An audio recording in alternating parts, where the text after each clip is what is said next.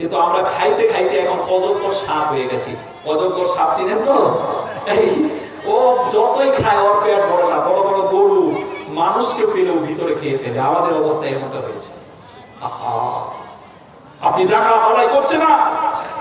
কোরআনে কারীম যখন আপনি স্টাডি করবেন, ইয়াওমা ইউহমা আলাইহা ফি নারি জাহান্নাম ফাতুকওয়া বিহা জিবাহুহুম ওয়া জুনুবুহুম ওয়া যুহুরুহুম হাযা মা কানাসতুম লিআনফুসিকুম ইলা আখির আয়াত।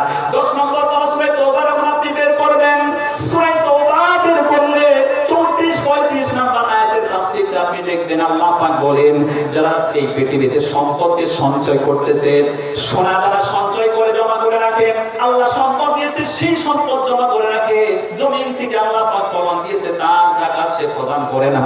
কিয়ামতের দিবসে এই সম্পদকে আল্লাহ পাক জাহান্নামের মধ্যে স্বর্ণ রূপাকে জ্বালিয়ে পুড়িয়ে আল্লাহ পাকের ফেরেশতারা পৃষ্ঠ দেশে, পার্শ্ব দেশে, কপালে, ললাটে এইগুলার মধ্যে ছাপ্পা লাগিয়ে দেবে। এত দারুণ কষ্ট হবে।